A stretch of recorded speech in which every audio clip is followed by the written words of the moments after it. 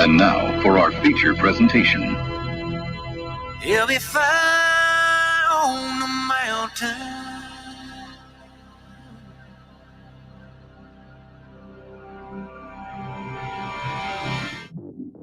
JB and Darren on the JB and Goldwater Show. Line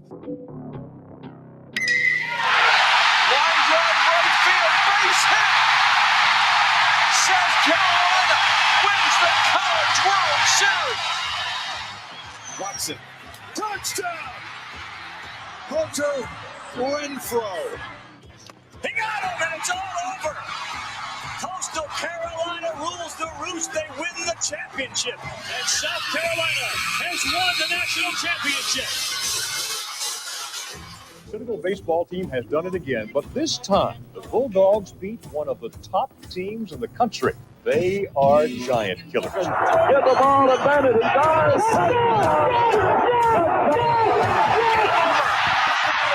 Gamecocks are in the Final Four.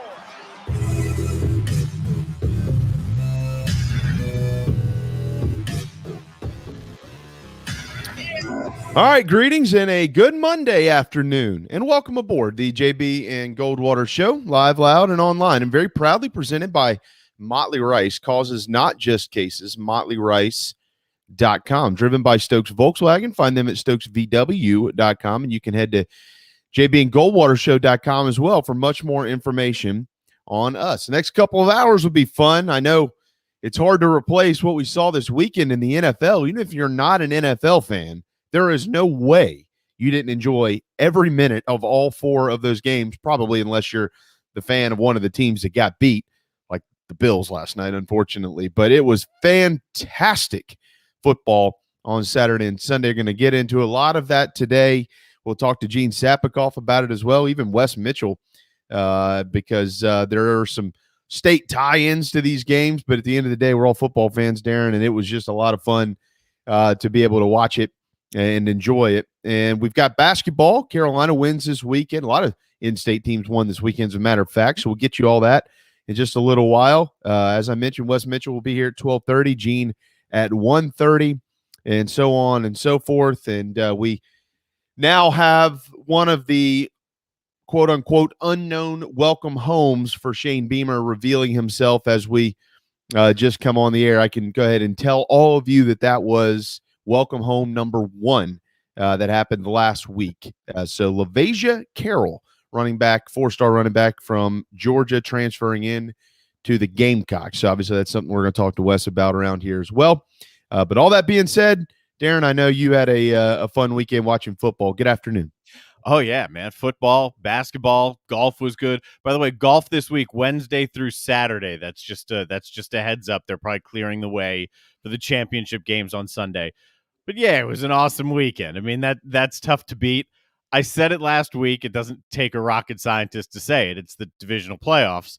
That's typically the best football weekend of the year, and this was the best weekend in long I don't know how many years, right? I mean, Every game comes down to the final play of the game. Kickers are winning it. Overtime wins it. The last 2 minutes of last night's game was just absurdity. It was great. Lots of great basketball, lots of good football. It's hard to top that weekend. Oh, man. I'm trying to think back. I always watch the NFL this time of the year. I can't remember a weekend that good. I just can't. I saw CBS already has new rankings out for all-time greatest playoff games. They've got this one at number 3, which makes sense. I mean, there's been some great ones. We don't want to forget. There have been some great ones. Brady's been a part of some really good ones. And things like that. I think they still had number 1 is the Dwight Clark, the catch game, which, to each his own. But I mean, last night's, and I know they had all the points at the end of the game, but the whole ball game was magnificent. It was true. It was magnificent in my eyes because of the quarterbacks. I mean, Josh Allen and Pat Mahomes, that was what you wanted it to be right there. It wasn't necessarily throwing for 400 or 500 yards a piece, but making plays when they had to make plays, whether it was with their legs or with their feet. Nothing traditional in some sense, Mahomes kind of jumping up in the air and firing one off balance. And then here's Josh Allen rolling out and outrunning of defensive ends to get crucial third downs, fourth downs. I mean, plays like that just aren't really normal, and they make them. And they make them look easy. I don't know. I mean, what do you say, right? It was a duel for the ages, right? I mean, that's exactly what I put on the graphic down there, because it was two superstars setting the stage for what you could see as the next Manning and Brady for the next, I don't know, throw a year on that, or throw a number of years on that, because that's what it looks like. The fact that Mahomes got through this year when there were a ton of questions early on in the season, like, man, did we throw that contract at him too early? Is he trying to do too much? Is he able to play this way if the pieces around him aren't operating, at the level they had been operating? So he gets through that. Now he's 4 for 4. Yeah, had in divisional round games going to the AFC Championship. What we saw last night, I think the two of them throw for 220 yards and 3 scores in the last 2 minutes of the game alone. There's 25 points in the last 2 minutes of that game alone. And it was only the ending of the weekend. And the weekend had trends getting snapped left and right. You had underdogs, you had winning, you had Brady losing, you had Robbie Gould continuing his dominance in the postseason. You had a little bit of everything. It's why I love the NFL, and that weekend capped it off. Yeah. The Packers losing at home, their first loss of the year at Lambeau, only scoring 10 points. The Niners defense is the best defense left of the 4 teams remaining in the NFL. That certainly stood out to me. So the Bucks and the Bills, you both thought at one point in time, okay, they're going to win it because the Bills took the lead. The Bucks came all the way back to tie this thing, and you think, this thing's going to go to overtime. Brady's going to find a way to win it, and then Stafford gets them right back down the field, and the Rams win. And you see what happened at the end of the game last night with I think somebody I just saw in our Share Healthcare chat lines. Adam pointed out Tyreek Hill. Mm-hmm. He gets the ball. So the overtime rule is become a trendy topic, and it's definitely worth talking about. But before we get to rule changes and stuff like that, as great as the game was, the end of the ball game, in my opinion, was just mismanaged by Buffalo. I mean, they kick off. I mean, you can't kick that deep, and Romo and Nance were all over it. Everyone on the internet's all over it, because and not only did you do that, you compounded your errors by just laying back and saying you want to just take chunks of yards to set yourself up in good field position. Here you go. Take them right here. Yeah. Not against those guys. You can't do that against teams like that, because they will take them, and they have the playmakers to get more, which is what happened. I mean, that was devastating to watch, because I didn't really care who won the game, but I kind of wanted to see Buffalo just because they haven't been there. And I like the story. I like the Josh Allen story. I like the atmosphere that Buffalo brings. So I was kind of thinking, oh, man, this would be neat. You see Buffalo and the Bengals in an AFC championship. I mean, who would have thunk that just a couple of years ago, right? And then it didn't happen. So, I mean, I thought the end of the game was, you mentioned the defense, the kickoff. You've got to make them come up and get it and try to return it. Probably a squib kick is going to work there. You got to run some time off the clock. Even just a few seconds, as we saw, would have been very important last night. And then that rolls over into the OT rule. I mean, I'm not a fan of the overtime rule. I mean, I'm not going to spend my whole day complaining about it, because you still have an opportunity to stop them and get the football back. It's not like their offense is on the field and your defense isn't. Your defense is on the field. But I will say, for moments like that, in a game like that, where they have played, for instance, the official, did you hear the official as they were flipping the coin? Okay, we're playing another football game. We're starting over. Mm-hmm. Well, really, because if you score, you win. So you're not really starting over. I just wish there'd be less importance on a coin toss, because you can't control that, but you can control everything else. I wish that the other team would have a chance to score. I'm not like overly emphatic about it. I'm not going to lose my marbles on it. If I was pulling for the Bills, if I was a diehard Bills fan, I probably would be, because of fandom coming out. But I wish in a game like that, in which those teams both were just going back and forth, I would have really liked to see Buffalo have a chance. And if they didn't score, they didn't score. If they scored, then you go on to the next step. It's a shame that Josh Allen didn't have a chance to touch the ball in overtime. Having said that, I've said before, and I stick by it, I'm on the opposite end of the spectrum here. I think the NFL overtime does it right. I think college overtime does it wrong. At least college overtime puts the ball on the 25-yard line. That's a different ball game. Granted, each team gets a crack at it, and then the rules change as you move along. But at the end of the day, you're changing the game. In the NFL, the game stays the same. Someone kicks off, and it's play the game.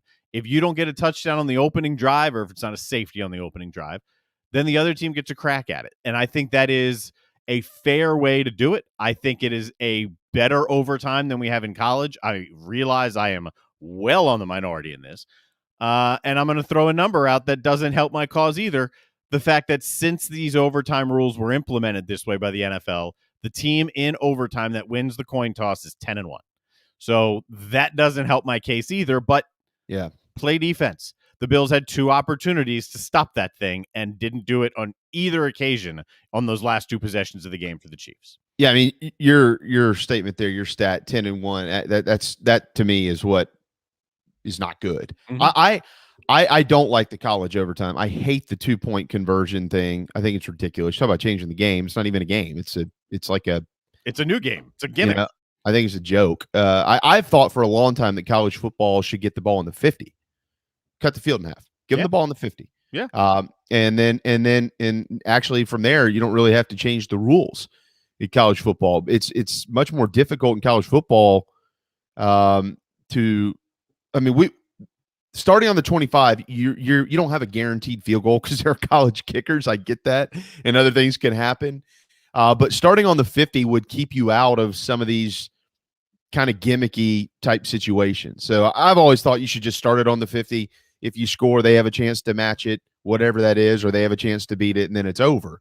In the NFL, I feel like if you're going to kick off like you're playing a real game again, then the other team should have a chance to be able to hold on to the football. And now there's probably some other ideas out there I haven't heard of. And again, I'm not going to sit here and beat the drum like I'm right and you're wrong or anybody else is wrong. But that 10-1 stat, which I didn't even realize that it was that significant, that to me that's not any good. The other team should have a crack at it. It was 2010 when the NFL changed the rule because it used to be straight up sudden death. And then obviously now you have to score a touchdown. If the first team doesn't have a touchdown or a safety, then we play on as normal and see what happens here. But since 2010, in overtime, 10-1 for the team that wins the toss. Yeah, but at the same time, stopping them is part of the game, right? That is part of a real football game. Stop them. You can give them points. Just make sure they don't get in the end zone. That's part of this. Yeah. And if you're not going to show you can do that, and if you're going to poorly manage your time at the end of the game, then not show you're going to do that at the start of overtime. Okay, so they're still going to keep driving down the field on you. That's what logic in me would say. It's unfortunate. It stinks. I'd love to see a shootout continue, but I like the rules. I like the overtime rules. I wonder if they're going to change because of this, but I currently like them. Well, I don't think that if you're Buffalo, like if you're a part of that organization today, if you're one of the players or you're one of the coaches, I don't think you're waking up upset with the NFL's overtime rules. I think you're waking up and looking in the mirror. I mean, these are professionals. You know, your job as a pro player is to hold yourself accountable so you can get better. And so I wouldn't anticipate, I'm sure there's probably some frustrations with it, but at the end of the day, I mean, they have to accept their own responsibility, which is we just didn't get the job done. I mean, we had the game won. There was 13 seconds left to go.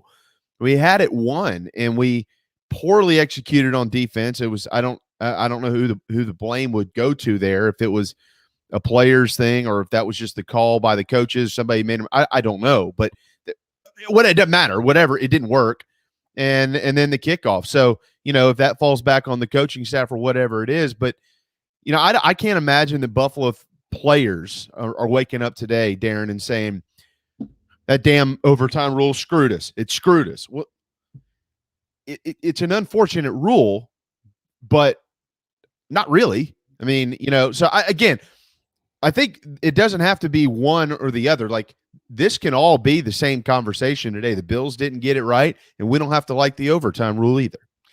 I think you just defined athletes in general, right? Because they're not going to sit here and complain. What are you going to complain about? You had every opportunity to win the game, and you didn't win the game. So you can sit here and say, like I just said, man, I wish we had a chance.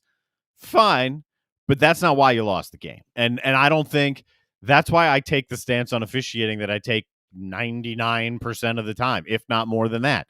Officials don't generally cost you a game. They're not the reason you're playing badly. They're not the reason you won or lost. Ask the athletes. They might tell you a call went one way or another throughout the game, but they either won or lost the game. And it does boil down to that. It does simplify itself down to that level of basics. So I think you're right. They're not sitting here complaining. The fans might be, but the players know that was in their taking. They had that for the taking and didn't get it done. And that's probably the feeling inside that locker room. Yeah, I think so. I think they're just brokenhearted because they played a classic. Somebody's going to have to lose the game, but they played an absolute classic. And now next Sunday is set up for championship games. The Bengals are at the Chiefs at 3 on CBS, and the 49ers don't have to go far, just down the road basically, to take on the Rams at 6:30 on Fox.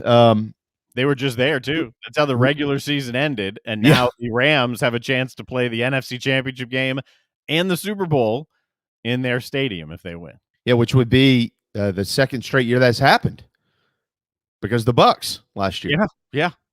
It had never happened before, and now all of a sudden it might happen 2 years in a row where the host team plays inside their own ballpark. Yes, which is strange to say. Who's the best team left? Is it Kansas City? I think it's the Rams. I thought that's why I bet on the Rams to beat the Bucks. I was convinced last week that if the Rams can play to that level, if they can be the Rams where, midway through the year when they got Von Miller, you're saying, oh man, right? And Odell starts to play well. You're saying this could be the best team in football, but they didn't play like it. If they play like it, I think they're the best team in football. And that's why I rode with the Rams over the Bucks in that game.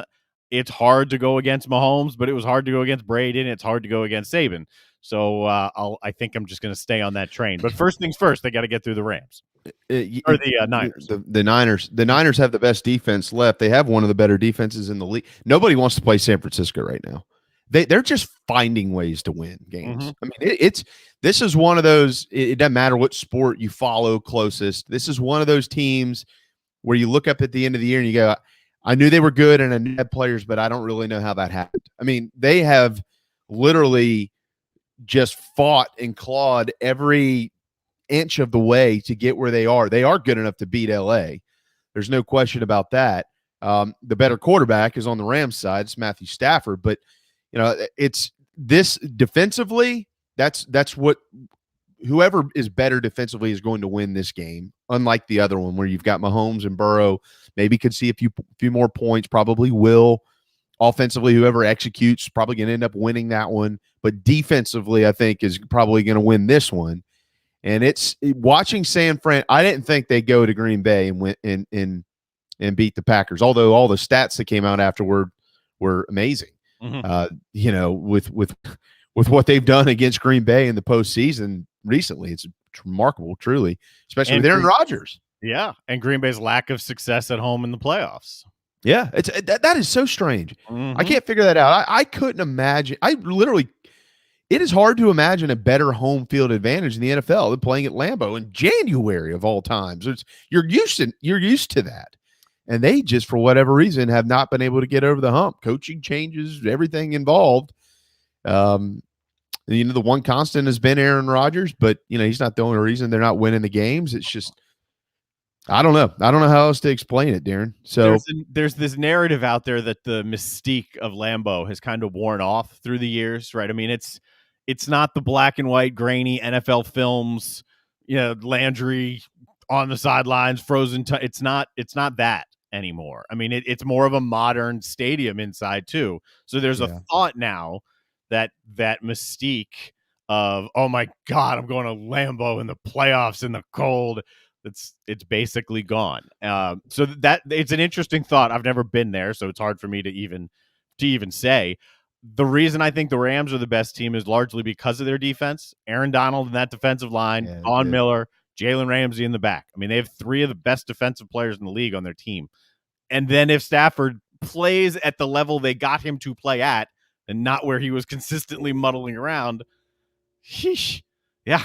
But, I mean, what are you going to do? You going to bet against Mahomes? I'm almost surprised that Matthew Stafford hasn't achieved more in the NFL to this point. I remember watching him in college in person, 3 straight years, I think it was, and thinking to myself, man, this cat, and we weren't wrong. He's been in the NFL for a long time, but I think I actually saw Steven Garcia tweet this yesterday, and he's dead on. I mean, Matthew Stafford throws the football as well as anybody. Like he's one of those. He does remind me a little bit of Brett Favre. He's not necessarily the wild card that Favre could be out there, kind of running around in circles and then flinging it all over the place. But when he rears back and lets it go, it's like a rocket coming out of his hand. And a lot of the guys in the league are like that now. I mean, you saw 2 last night, Mahomes and Josh Allen. I get it, but it just for whatever reason looks different coming out of Matthew Stafford's hand. And all that being said, I'm just kind of surprised that he hasn't done more. But then there's this one glaring thing that pops into my face when I realize, oh yeah, he played for the Lions for God knows how long. There's your answer, right? That's it. End of story. So it's the reason why he hasn't had more success is because he hasn't asked Barry Sanders, because he hasn't had people around him to continue that success. But he's got a cannon of an arm. In the offseason, when the Rams went out and pulled that deal off, it was okay. Now they have the piece, right? Now they got a guy who can take them over the hump, and Goff wasn't that guy.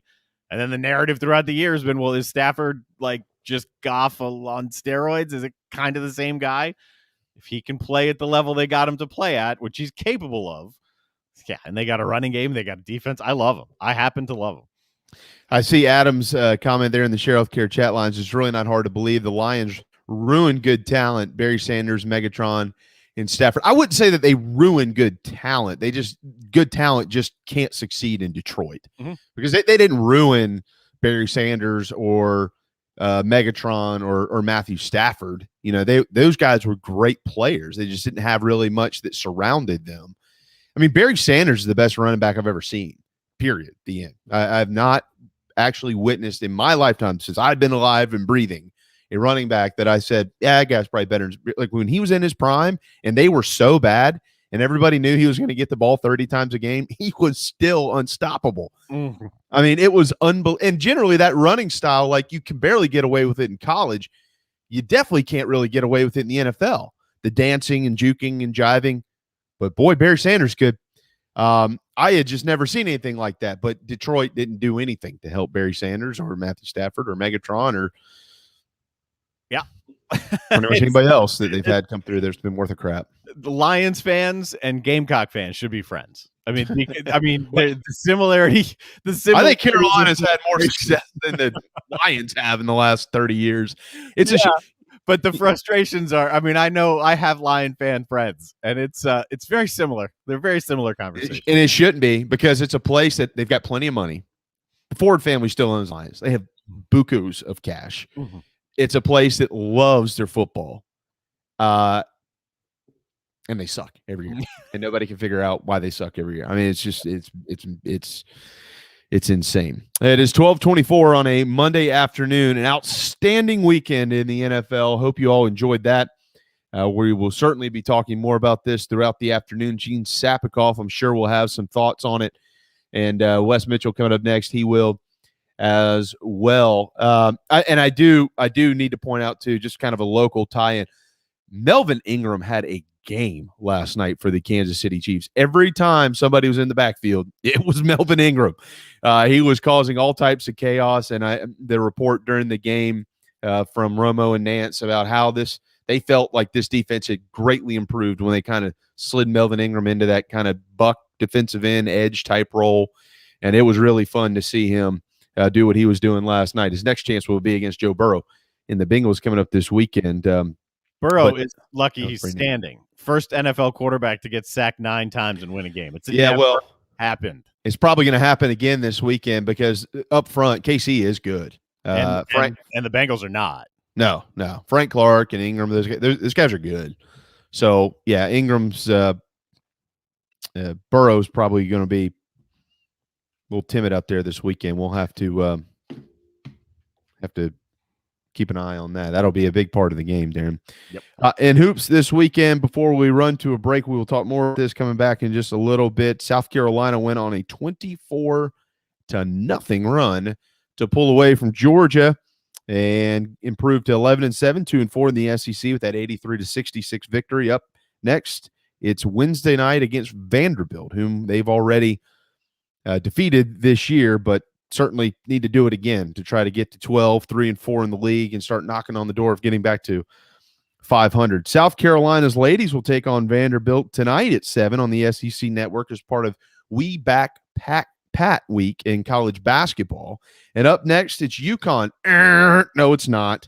Carolina was set to host the UConn Huskies coming up on Thursday. Dawn Staley has canceled that game in place of a makeup game against Ole Miss. They lost their matchup against the Rebels back on January the 2nd because of COVID issues in Ole Miss's locker room. And Dawn, in her pursuit of another SEC championship, putting priority on the conference season, did issue a statement last night and said that she did speak with Gino. She gave him his reasoning, and long story short, they will not make this game up, and they will not play again in the regular season, at least. Could potentially see each other in the postseason. But South Carolina will not be playing UConn on Thursday. If you happen to miss that, it will be the Ole Miss Rebels come into town. Clemson pounded Pitt this weekend. Pitt's basketball program has fallen dramatically, 75-48 final score there.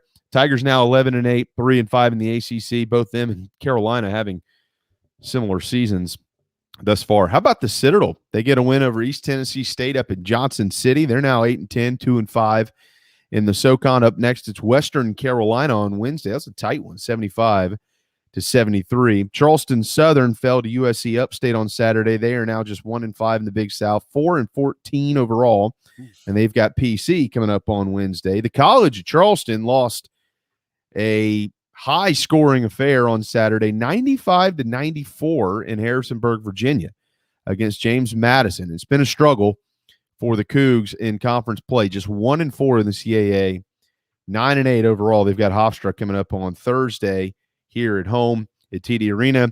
And Coastal Carolina this weekend was able to get a victory over Georgia State. They'll host Arkansas Little Rock on, I don't know what day that is, Thursday. They're 11-8, 3-4 in the league. All right, time for a timeout, 12:28 on a Monday afternoon. When we return, Gamecock Central's Wes Mitchell will pop in. Carolina's one of their 2 newest commitments has revealed himself today. I saw the Share Healthcare chat lines earlier correcting me, and I appreciate you doing that. Lavacia Carroll, a transfer running back from Georgia, actually a former commitment to Carolina, has announced his intentions of coming to Columbia. Carolina just filling up that running back room, so we'll get a little conversation going on that. Plus, it was a junior weekend for the Gamecocks in snowy Columbia. If you haven't seen this picture, it's pretty cool. All that and more with Wes Mitchell when we return. This is Mike Mazzell for Stokes Volkswagen on Ashley Phosphate Road. You know what happens when you sell record numbers of new vehicles? That's right, we take in record numbers of local trades. Despite what the news is saying, quality pre-owned vehicles really aren't that hard to find. You just need to know where to look. Stokes Volkswagen on Ashley Phosphate and on the web at stokesvw.com. We've got over 1,200 pre-owned cars, trucks, SUVs, and all at a fraction of the price when new. Every vehicle has been inspected and reconditioned, many with the balance of factory warranty. Best of all, at Stokes Volkswagen, you don't need need the perfect credit to get approved for a quality pre-owned vehicle. And we'll take any trade in any condition, even if you owe thousands more than it's worth. Don't forget, we'll buy your car even if you don't buy a car from us. You're going to love our pre-owned selection, I guarantee it. So come see us today at Stokes Volkswagen on Ashley Phosphate or StokesVW.com. Peace and love at Stokes VW.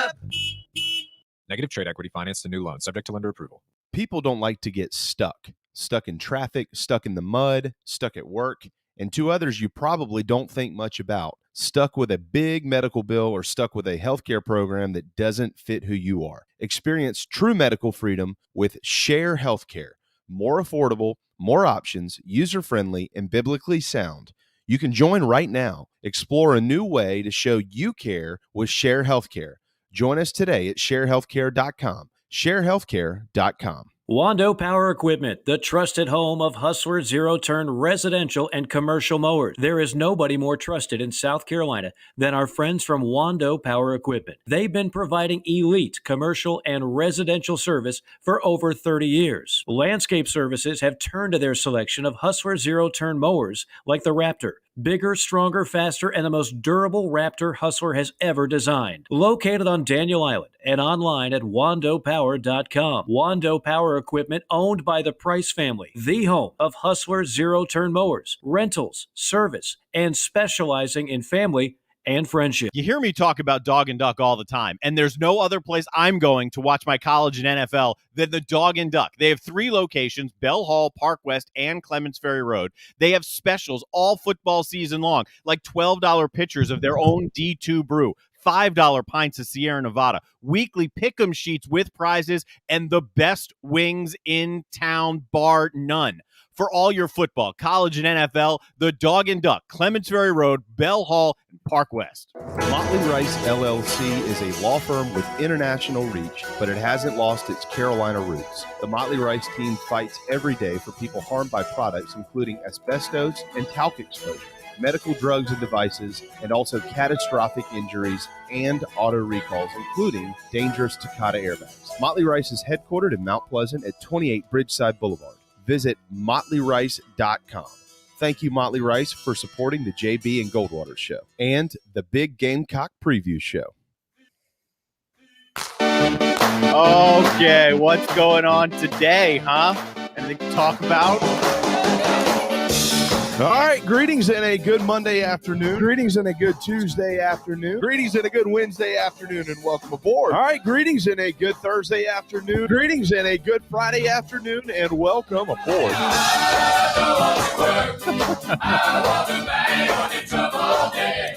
Lovassier. I know. Whatever. I'm just kidding. Thank you. Like Cavassier smoke. Yeah. All right. Well, Carolina fans will hope that he's as good as him or better.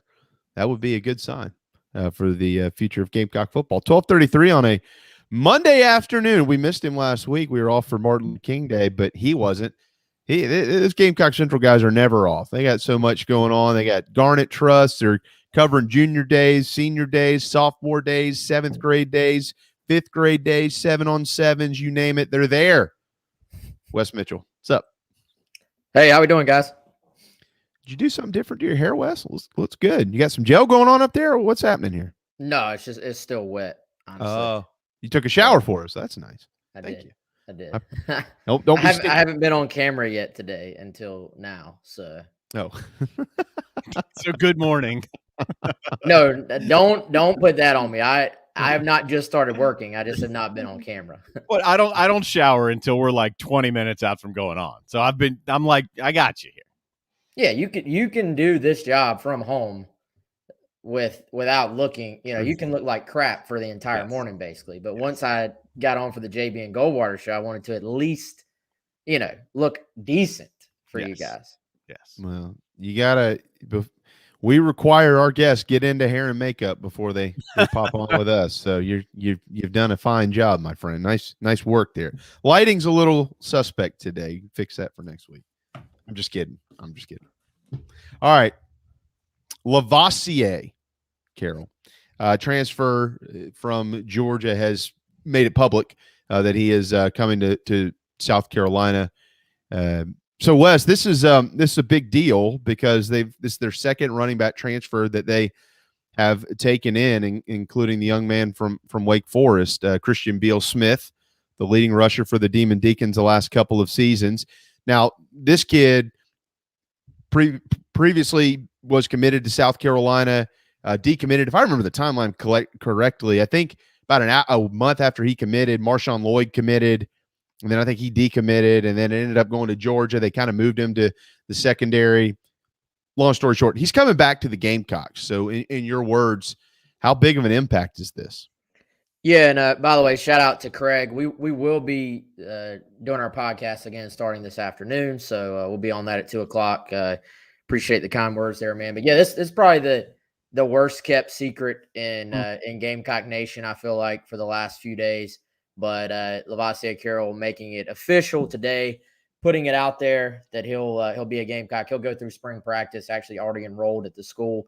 And I think when they lost Kevin Harris and Z White, they wanted to bring two guys in, and this has kind of been the approach. If they haven't found what they were looking for at the high school level, they've really approached the transfer portal and as a way to do just that, is fill those holes. And I think when they missed on a couple of guys at running back, in the high school level, then they lost a couple of guys from this current roster because you didn't know necessarily, Z White could have come back. Kevin Harris had another year. So you didn't really even know how it was going to play out until, obviously, a month or so ago. So I think they kind of waited to see if an absolute stud high school guy wanted to come, they were going to take him. But once they lost two guys, they said, if possible, they wanted to bring in two guys who can make an impact. And I think with Christian Beal-Smith, you're talking about truly it's a 1-year deal, right? He's got 1 year of eligibility left.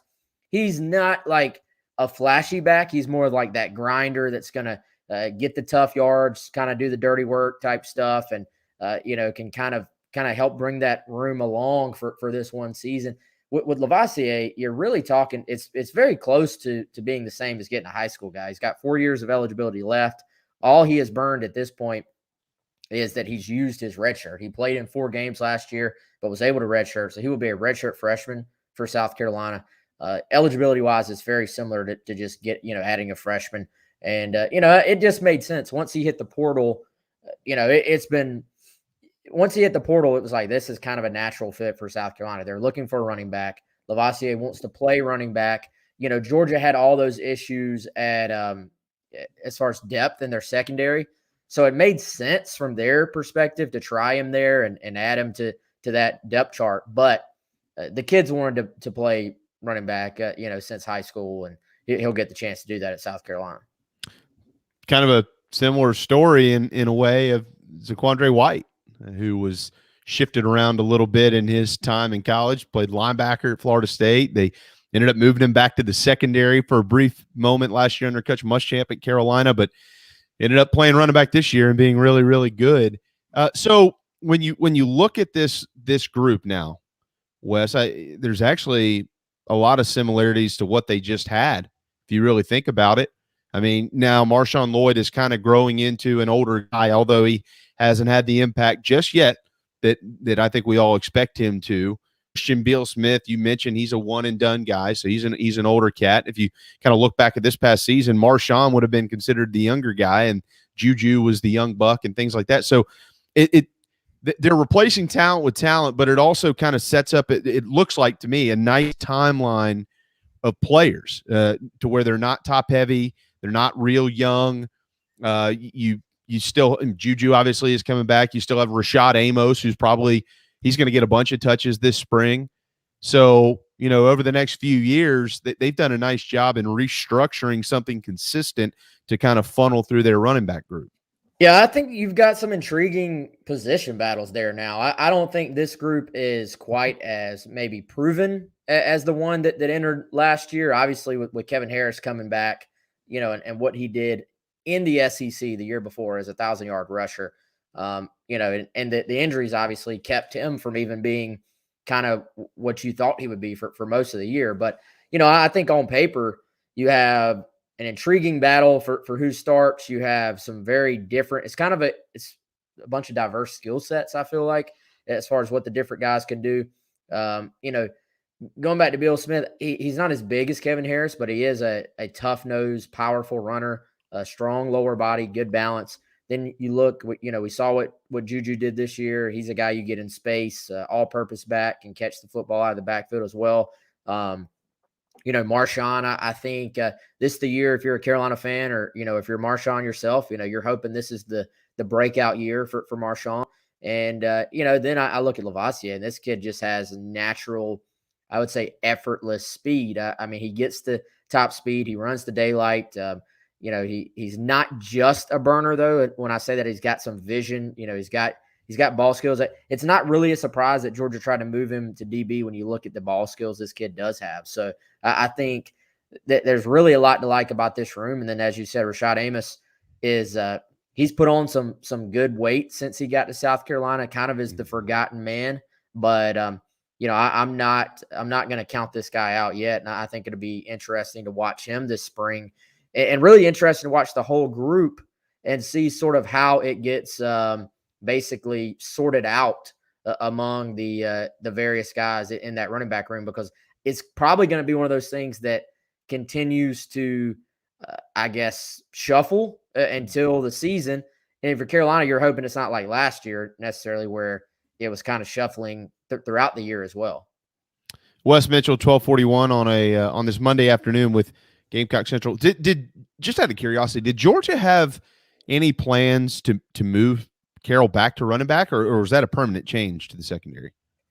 I don't know. I think first and foremost, you look at what they had at running back, and they're loaded there as always. And then they had such a need in the secondary that he very quickly got switched over there. So I think it was one of those things, nothing's ever really completely permanent in college ball. I think it was going to depend on the needs for them. It was going to depend on his progress. But, it's long been rumored that he was not, happy playing defensive back there, even though he was listed as an athlete, by the recruiting services and stuff. So it was always, I guess, a possibility that, that he was going to play a different position. He's fully capable of playing defensive back, but obviously you want a guy to be happy where he's at.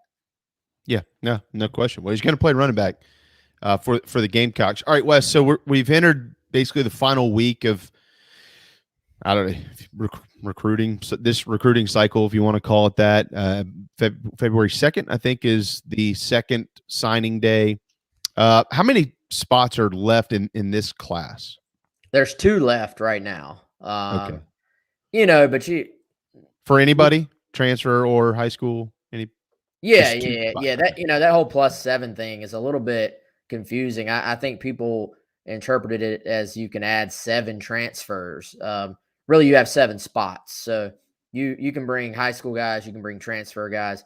And even, we're getting at the point now, Carroll is the last out of anybody that could transfer in that would be able to go through spring practice, because they have reached the point in the semester where you couldn't, whether you were a student, whether you could be the best football player in the entire world, and if you called up Shane Beamer right now, like, I want to go through spring practice, I don't think you can anymore. So basically, there would be some room once you start getting into May after spring practice. If guys hit the portal or guys that are still out there, now you have that option to sort of count them forward, which is what we saw South Carolina do in past years as well. So interesting. So 2 is the number, but the number is always, you can always find a way. But the interesting thing, y'all, is the 85 is just as big of a number to keep an eye on now as the 25 or 25 plus 7 as it would be this year. No, they're way over that. I mean, we mentioned this last week. I mean, I know that there's still, Wes, a couple of players who are listed on scholarship who really haven't been around the program in a while. And we're not going to get into the details or the names of those guys. Their situation will unfold as it unfolds. But just people need to realize something over the next few months as they get into spring practice, post-spring, maybe even before wherever it may be, there is going to be attrition. Like it has to happen. They don't have any choice. They've got to get below a certain scholarship number. So when people see that, there's probably going to be some names that you might expect when you kind of look at it and go, okay, well, yeah, this cat, he probably wasn't going to play or hasn't been playing much or whatever it is. And then there might be a name or two out there that might be a little bit unexpected to some folks, Wes, but it's just where we are now. And when you're bringing in basically 30 new guys, this is going to happen. Yeah, it is. I mean, I think, I've been trying to tell anybody that would listen to this for a while that there will be transfers. I think we said that a few weeks ago on the show, maybe even before that. There will be transfers at some point. So the average casual fan will start freaking out that well, why are people transferring? And it's been apparent, for weeks now that was going to ultimately happen. At this point, it looks like it will probably be after the spring, and it's to be expected.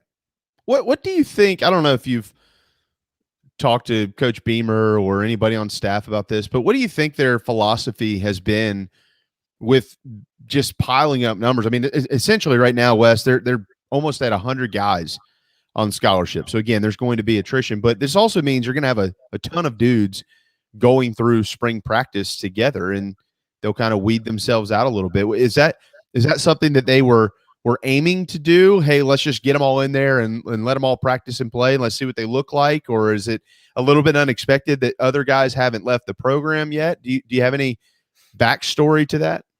Yeah, well, I think a lot of it is just by the numbers themselves, the fact that you added an extra year of eligibility to every single player in the country. So you have this backlog of guys that now have an extra year that in some cases are sticking around. And you also, I think there is a sense, in my opinion, that when you're trying to build this culture of sort of, not that, obviously it's all a lot of work as well. I'm not saying it's not, but when you're trying to build this positive culture and you want guys to want to be a part of the program and you want them to stick around. I mean, how many of these guys that have stuck around that were like borderline NFL draft guys right now in their career have we seen in the past at South Carolina say, well, I'm just going to go take my chance at the NFL? No it's happened for years and years and years and years. Well, I think it does speak to what they're trying to build and some belief in the program about what's coming, that guys are, they're sticking around. They want to stick around. They're enjoying their time at South Carolina. So now if you're on the South Carolina end, you don't, let's be honest, that everybody's got to be working towards a goal, like everybody's got to be pulling some weight towards this thing. So it's not just good enough to want to be on the roster. You got to want to be able to push into that 2 deep, or at least at that 3 deep. If you're a senior player and you're still 4th or 5th on the depth chart, it may be time to look for another place to go give yourself an opportunity to play. And that's long been the case in college athletics, well before the transfer portal, right? But I think right now you do have that backlog of guys that have stuck around and are pushing it above the 85. And you have some excitement around the program right now. Maybe people that otherwise would have left are like, man, I want to see what happens. And maybe there's guys who say, I want to try this spring to give it my very, very best and try to push into that rotation. Any chance that the NCAA could maybe alter some of their rules on, or the rule on where the cap is at 85? I mean, it's hindsight's always 20/20, Wes, but it's almost, it almost doesn't seem, it seems strange that they wouldn't have thought, hey, everybody's going to get into this crazy crunch of numbers at some point, or they're going to literally have to go and essentially cut guys. Like, we're giving you more spots to sign players, but we're not increasing the cap. So at some point in time, that wasn't going to work, right? And now there's going to be a lot of guys looking for places to play just because of a pandemic. Any chance that they would adjust that? Maybe go up to 90, 88? Not that they did that this past season. Yeah. So, but like, I mean, maybe do a sliding scale moving forward to try there's precedent for it. I would be an advocate for giving one more year where anybody that is using an additional tacked on year does not count. So anybody that's like a super senior does not count towards your 85. That would be my answer to all this, giving it one more year. That's what they did last year. Is if you were a super senior, you didn't count towards the 85. Eventually, everybody's got to get back down, to the same structure, the same number. But in my opinion, it would make sense to do that again. Now, some teams aren't even close to the 85 because they've had so many guys leave that they're on the other end of it and they need the full 32 to get to 85. But here's the thing. If you're Shane Beamer, what is your job? Your job is to continue to try to push the program forward. Mm-hmm. And if you have talented players that want to come to South Carolina, you owe it to the betterment of the program to try to bring those guys in. That's just sort of the way it is.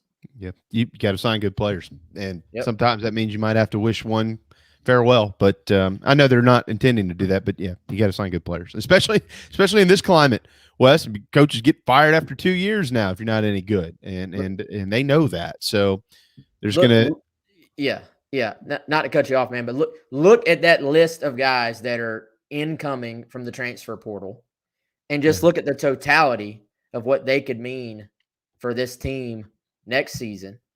And then just imagine a world where none of them were at South Carolina. It's a completely, entirely different thought process. The expectations are completely different going into next year, I think. So you've got to, if you're not taking advantage of the portal, somebody else is. Yep. So, Beamer and company have done, I would say, an A+ job of making this place a top destination so far for portal kids. He's done such a good job. He signed Brett Favre over the weekend. I mean, it's unbelievable. He signed a Hall of Fame quarterback. Yeah, that's Brett Favre was in Columbia for anybody that missed that. I'm not joking about that, but he did not sign a scholarship to play for the Gamecocks. Yeah, it's amazing to think about it, Wes. And I do want to move on and get some of your thoughts on Junior Day, or this Junior weekend they had. But when you think about recruiting now, like if you can picture a board, you generally used to fill the right side of that board up, right, with your freshmen, and then you'd have some in there, sophomores and juniors, which would be like your JUCO transfers. So when you had a signing class, okay, you plug and play. But literally now your board, each recruiting cycle, you're filling out. I mean, you're just plugging potholes or whatever you want to call it. It's like the water spouts on a rock. If you're hiking through the Grand Canyon or something like that, and there's water that flies out everywhere, you can plug holes now via the transfer portal. It's amazing what they can do, and that's exactly what they've done again this year, much more so on the offensive side of the football. I mean, the Carroll kid is probably the one that I circle of the 7 that I'm like, he'll probably play the least amount compared to like Wells, Devontae Reed, the young man who's come in from NC State, things like that. So pretty fascinating stuff. There is another welcome home out there who's not publicly revealed, so not going to get too in the weeds with that, Wes. I think that's going to be a little bit maybe down the road. But overall, what have you heard or learned about the Gamecocks Junior Day, Junior Weekend, where they hosted a bunch of younger prospects? What type of talent was on campus, and how was that received? Yeah, 2 straight Junior Days. They had one last Saturday. They had one this Saturday. They were able to avoid sort of the weather issue there and get most of the guys in anyway, which was obviously good for them. If you look at the combined talent they've had in the last couple of Saturdays, it's a really good start for them in this class. You talk about getting Dylan Lonergan in, who is, I would say pretty apparently their top 2023 quarterback target, 4-star kid out of Snellville, Georgia, Brookwood High School. You look at, getting Jaden Bradford in from Chapin, class 2024, 4-star quarterback. Xavier McLeod in from Camden, right down the road. You look at Zach Owens, who is a big-time offensive tackle from Georgia that I think South Carolina is in excellent shape with right now. Ike Daniels from Virginia, one of their top running back targets. He's a 3 or 4-star kid, depending on where you look. And Yeah, I think junior days are about just sort of starting to set those boards and seeing who's really interested. You're probably not going to, I know fans want a lot of commitments. You're usually not going to get a ton of commitments from junior days. You're going to start to lay the foundation for the rest of the recruiting process for these kids. So right now, coaches are on the road once again. They're on the road this week. They were on the road last week. They're on the road the end of the week before, I believe. And you're just going out, getting your offers out, showing interest, and then in hopes of getting that kid back to your campus for one of these junior days and kind of just setting the table for future, recruiting of that player. Not often that junior days hosted in Columbia, South Carolina are covered in snow. Amazing weather up there this weekend. Last couple of days before we get to next week's signing day, you expect any movement, anything for fans to keep an eye on? Yeah, I still think there's a opportunity to land a guy or two before then. They're still chasing E.J. Lightsey, the linebacker from Georgia, who is a former Florida pledge. I think Carolina's in a decent position with him. We'll see how it plays out.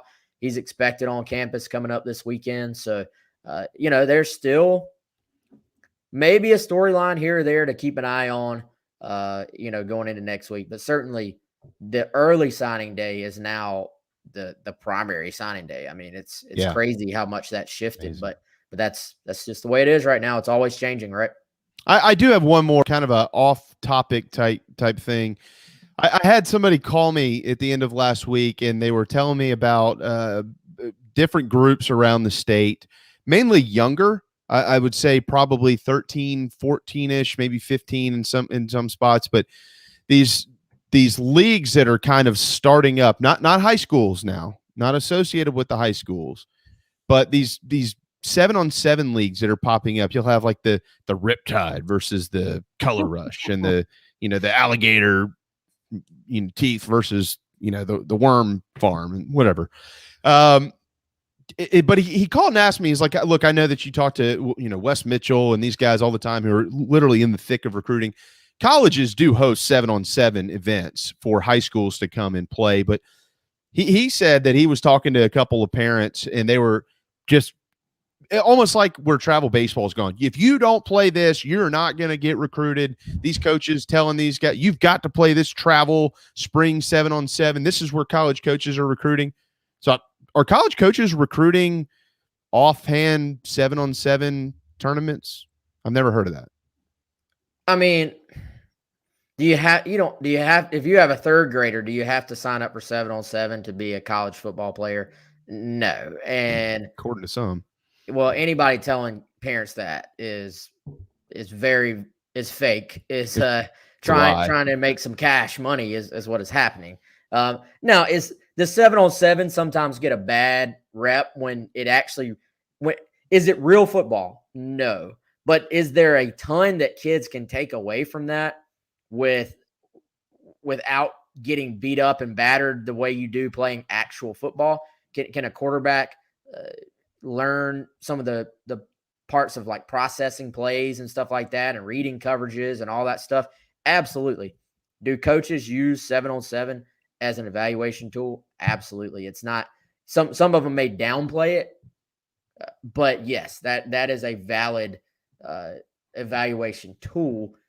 But Shane Beamer's not at the third grade. What did you say? The worm farm versus the alligator. Well, I mean, Shane Beamer's not out there evaluating Johnny, seeing if he can complete slant passes against a 4'11" cornerback. But yeah, they do 7-on-7 at South Carolina, and they do 7-on-7 at every single program in the country. So it is a decent evaluation tool for skill guys. But it's another way for school, Clemson, Carolina, Georgia, anybody to get high school football teams on their campus by hosting 7-on-7 events. I mean, my understanding, way more than I do about it, but my understanding of this is, and has been for a couple of years since these things kind of started going, was 7-on-7s. Those are good for high schools to get on college campuses get their kids exposed and things of that nature. But these off-brand, offhand 7-on-7 teams that are being cranked up in every little nook and cranny of the state and playing on this field. We're going to have, 8 7-on-7 teams this weekend of a bunch, 13 and 14-year-olds.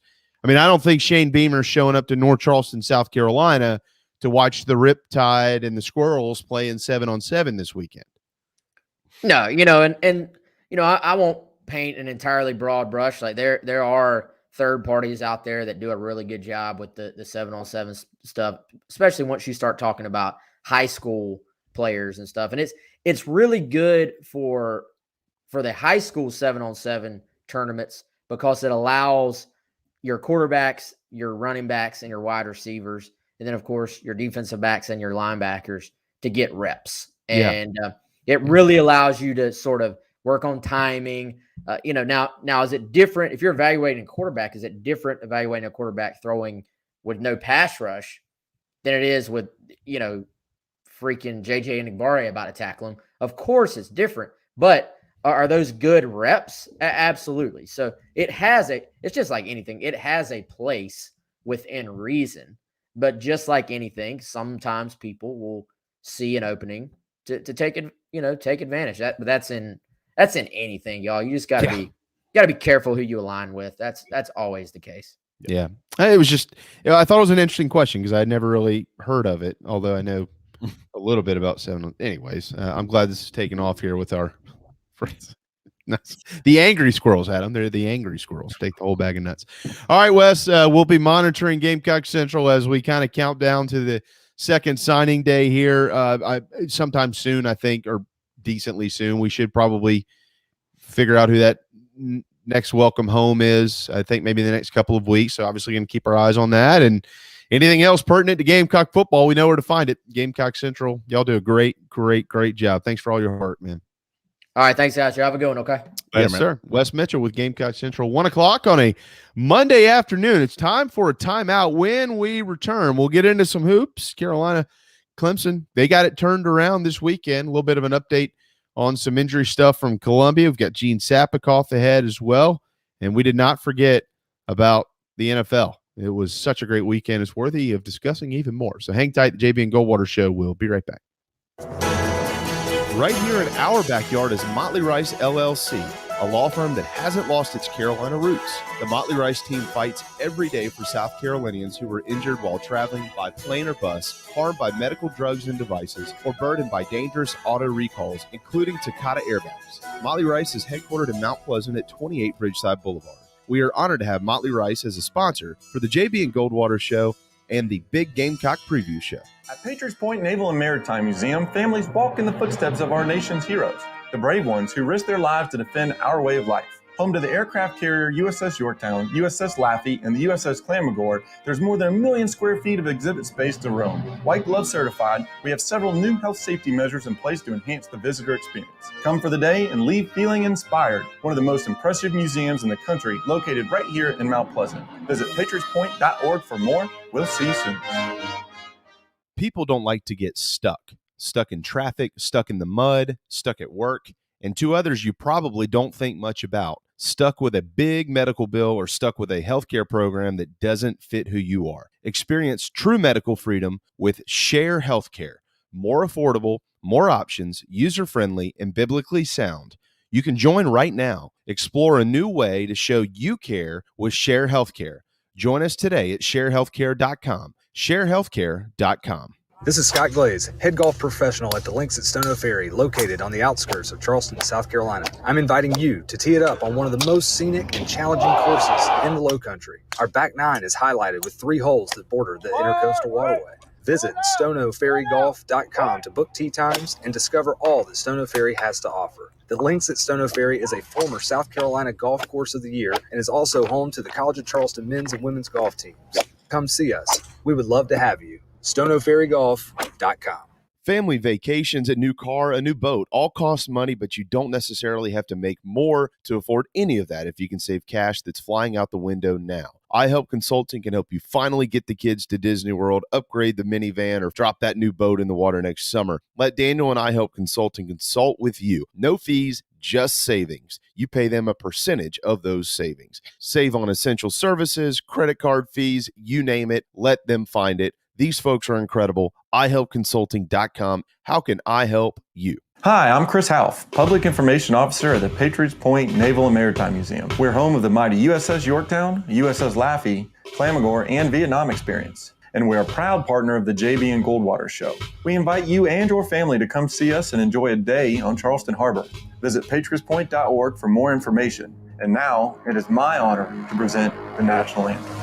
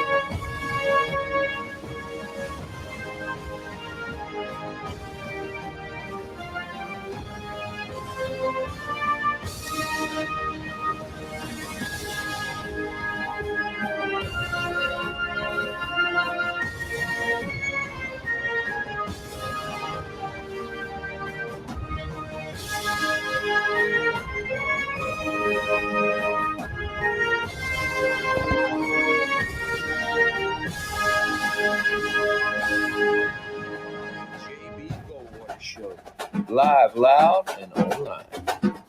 All right, 106 Monday afternoon, final hour before we take the rest of the day off and show back up tomorrow at noon. Look forward to that. Looking forward to Gene Sapakoff getting in here as well around 1:30. Thanks to Wes Mitchell for joining us in hour number 1. Make sure you follow us on social media at JB and Goldwater, individually at Sports Media JB and at Darren Goldwater. The Share Healthcare chat lines are open and having some fun. So if you are not in there, get on in. Darren will pop your comments up into our screen and make you a part of our program. This is interesting here. And I'm anxious to see what this looks like Saturday. So this is a report from Jason Owens with Yahoo Sports. And as of yesterday morning, before the games were played, like before the Rams beat Tampa, in Los Angeles they started promoting ticket sales for the NFC Championship game. Yeah, prematurely if you want to call it that way, but optimistically certainly promoting ticket sales for the NFC Championship game, not the Super Bowl, the NFC Championship game, not even knowing if it'd be played there yet or not. However, an important event info notice popped up when you went to purchase them, and I'm going to read it to you. Public sales to the game at SoFi Stadium in Inglewood, California will be restricted to residents of the greater Los Angeles region. Residency will be based on credit card billing address at checkout. Orders by residents outside of the greater LA region will be canceled without notice and refunds given. And this is largely, even though they haven't officially said this or made a statement on it, but the speculation out of LA and out of California in general is largely because of what you mentioned earlier when they already played San Fran at the end of the season there, and it was mostly San Francisco fans that showed up to the ball game, and they don't want that to happen again. So I would say this to LA Rams fans: you suck. If you didn't go all year and watch your team play, and all of a sudden they're in the championship game, and now is the time that you want to show up and watch the game, you don't deserve a ticket, man. They're Niners fans. They buy them. They should get them. Well, this will be interesting to see how it plays out. It's been a problem for him all year, right? Like Stafford's wife, I think, took to Instagram or social media to complain about it at one point. Multiple teams have done that. Yeah, that's been one of the funny underlying stories when it was a possibility that the Rams could host the NFC Championship in the Super Bowl. It's like, all right, good for you. You're hosting it. It's still going to feel like a road game. I guess there's a way you can actually do that through ticket vendors that say that if you don't have a zip code, that I was going to say area code. If you don't have a zip code that matches the greater Los Angeles area, then they're not going to sell you the ticket. People will find a way around that. I mean, that will be no problem for ticket vendors to find a way around that. It'll just be more of a hassle, and it'll agitate 49er fans more, and they'll come in with a little bit more anger behind them when they actually get in there, because it doesn't work. I mean, how many times have you gone to a Gamecocks game and seen people around you complaining because there were fans of the other team that happened to have made it into your area, right? At SoFi Stadium, it's the other way around. It's the other folks that are always there. People find a way in, though. Yeah, I think it's just kind of embarrassing. I know, in Columbia, if you just never sold tickets and the other Georgia, Clemson, Kentucky, whoever came to South Carolina and their fans were always as many of them in there as yours, if not more. And then all of a sudden we had a really important game at the end of the year. Say there was a playoff model, I don't know, in college football. And then we decided, well, we're just going to limit ticket sales to Columbia. I would say, no, we deserve it. We deserve it. We didn't want to go watch our team play earlier in the year. It's not like they were bad. I mean, they're a good football team. And even if they were bad, you deserve it. I hope there's so many 49ers fans in there on Sunday. I hope it's 80-20 San Francisco fans. It won't be. It'll probably honestly be 50-50. I bet you. I think it'll feel closer to 50-50, but I don't think it'll be 50-50. I think it'll feel closer because it is a big game. So finally there'll be a little bit of juice there, and the idea of, oh my God, we could actually have an NFC title and a Super Bowl right here with our Rams.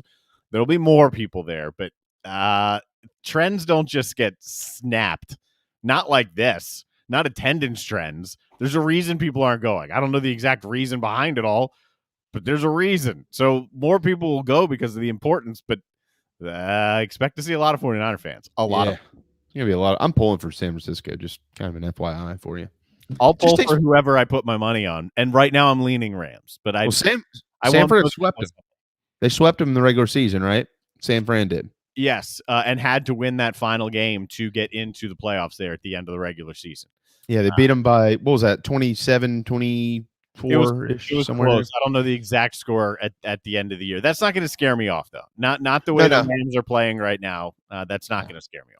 Well, it shouldn't. I mean, and I know that they beat them in San Francisco earlier in the year. They pounded LA. It was 30-10 or something ridiculous. But beating a team in the NFL 3 times in 1 year. It's not just beating a team 3. I mean, could you beat the Lions 3 times? Well, of course you can. They're not any good. It's beating good teams 3 times, especially good teams that are playing well. And right now, the Rams are playing well, and so we'll see. I just got a text that says somebody's all mad at me now because I'm pulling for the 49ers. That's all right. All right, in college hoops this weekend, South Carolina, Clemson both get back on the winning side of things. It's always nice to see.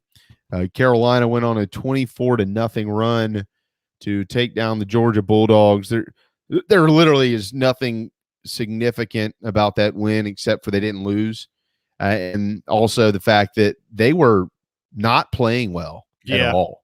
Right, and then not only did they not lose, but they were in danger of it for a while. Yeah. Mm-hmm.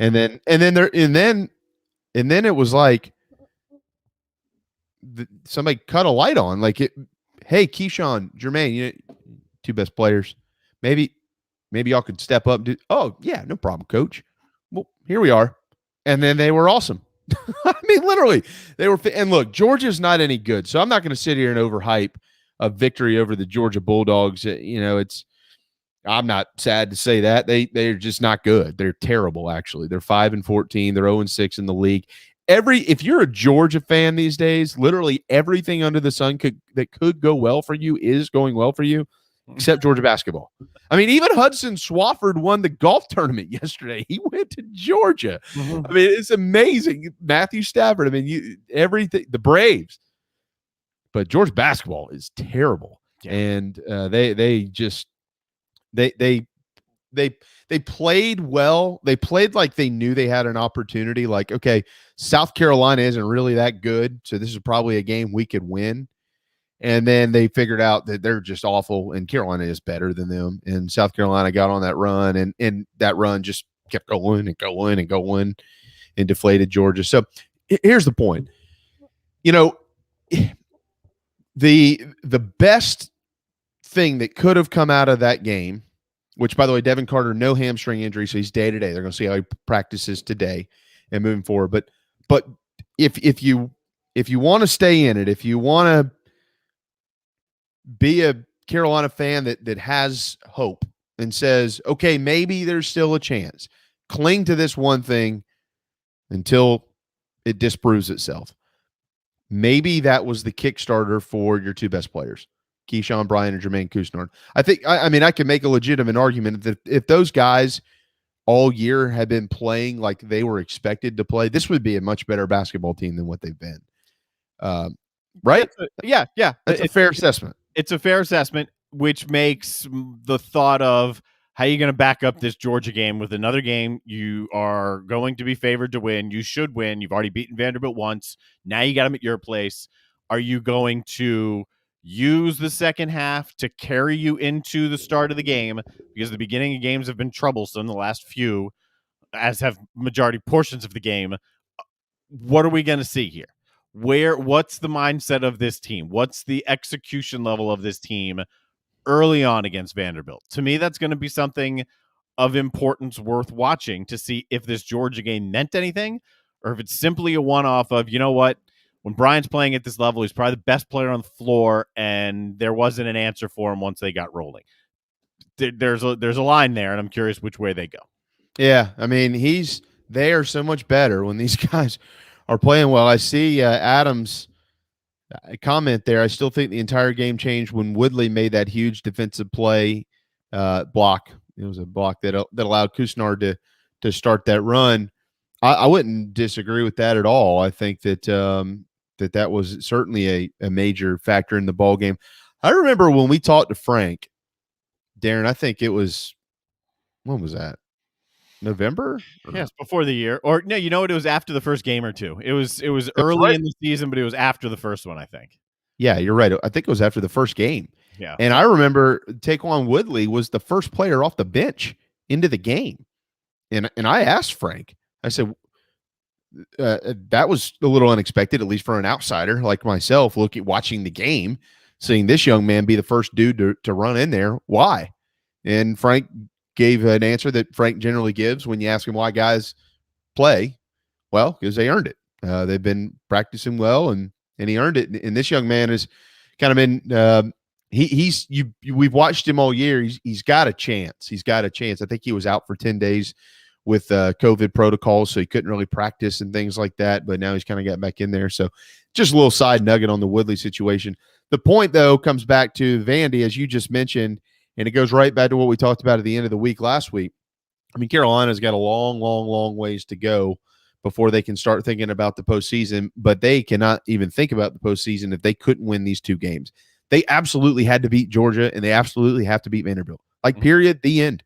There is no other conversation to be had about it. If you can't beat either one of them, what lies ahead is not going to provide you opportunity to win any of those games. It's just not, you might get one here or there, but it's going to be too little too late unless you go win the SEC tournament. If you don't get, we talked about it coming into this 2-game stretch, how they were coming into it. If you don't get these 2 games, are you going to inspire confidence in yourselves in that locker room to rip off 8-ish, 9 conference wins down the stretch to get to the NCAA tournament? If you don't get Georgia and Vanderbilt at home, the odds of that are small.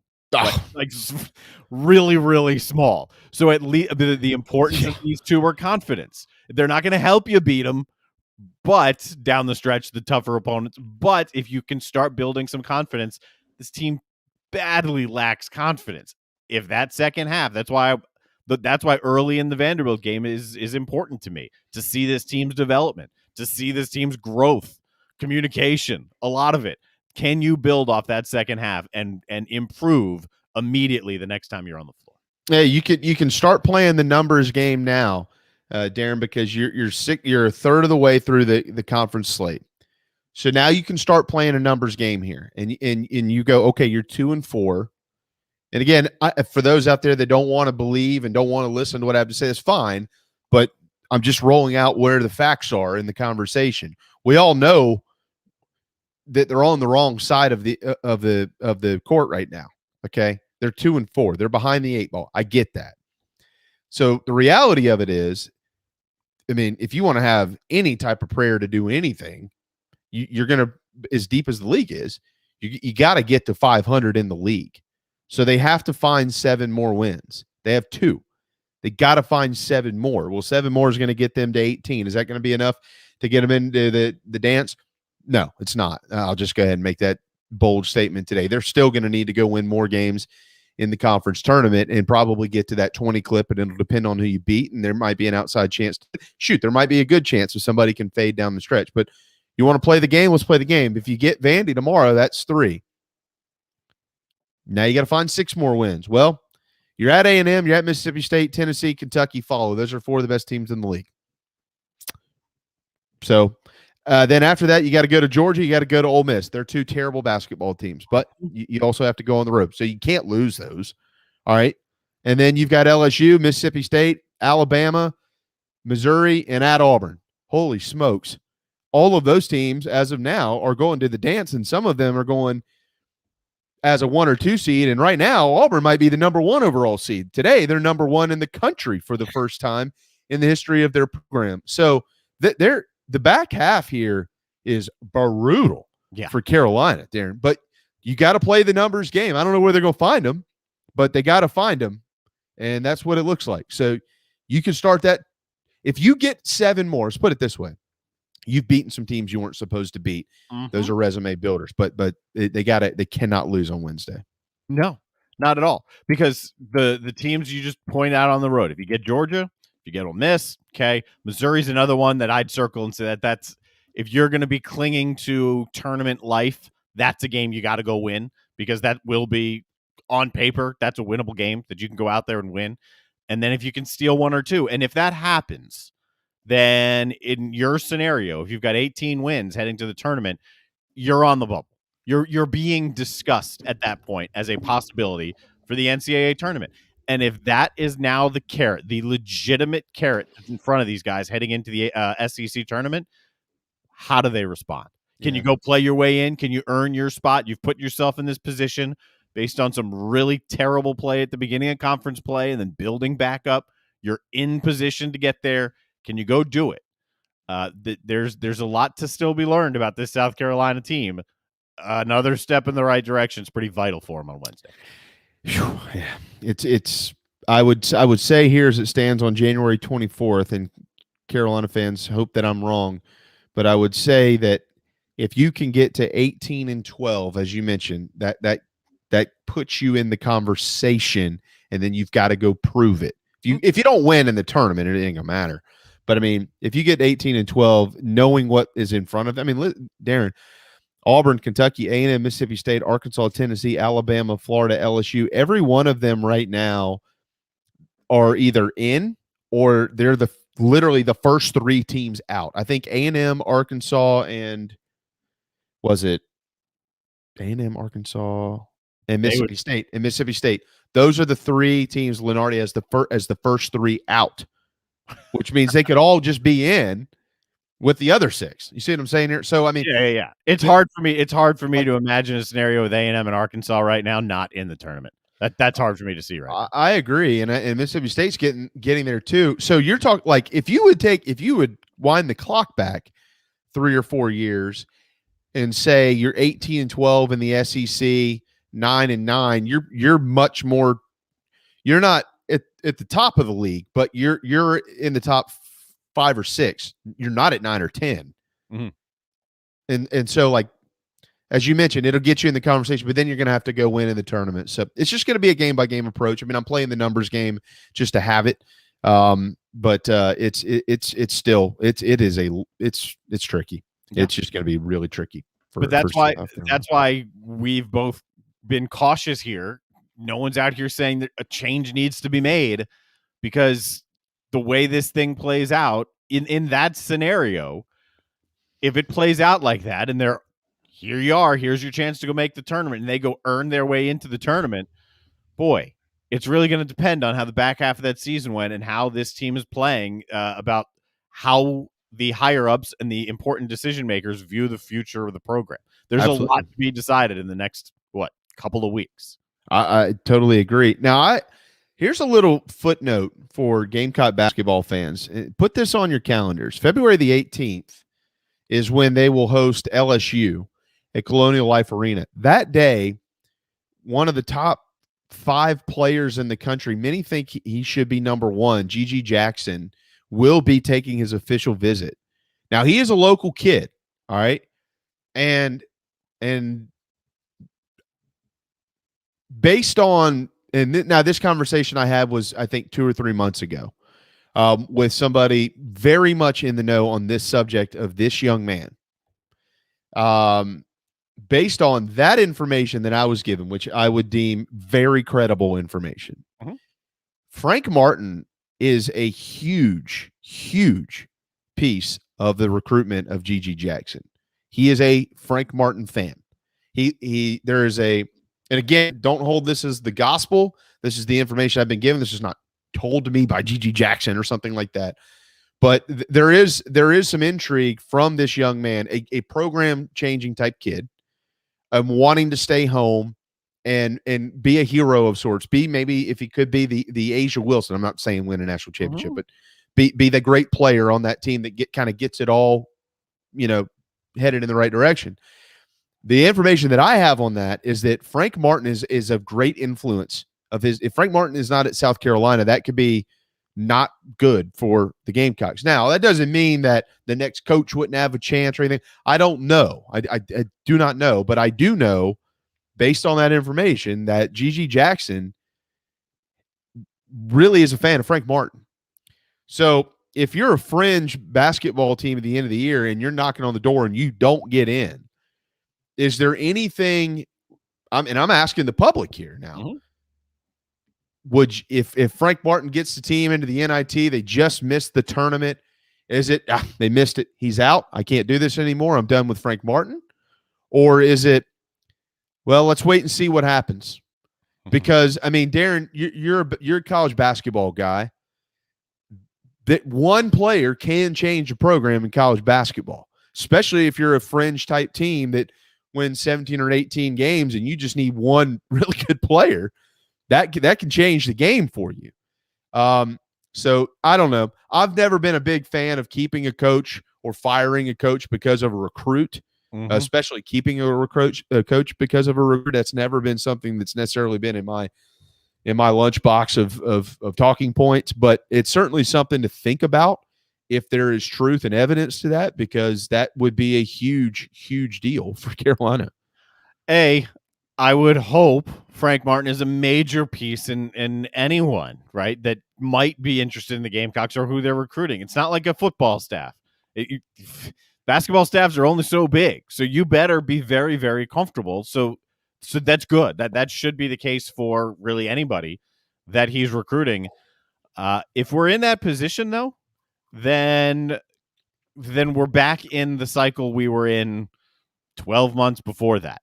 Okay, here's all the good points on the resume, but okay, here's what hasn't happened, right?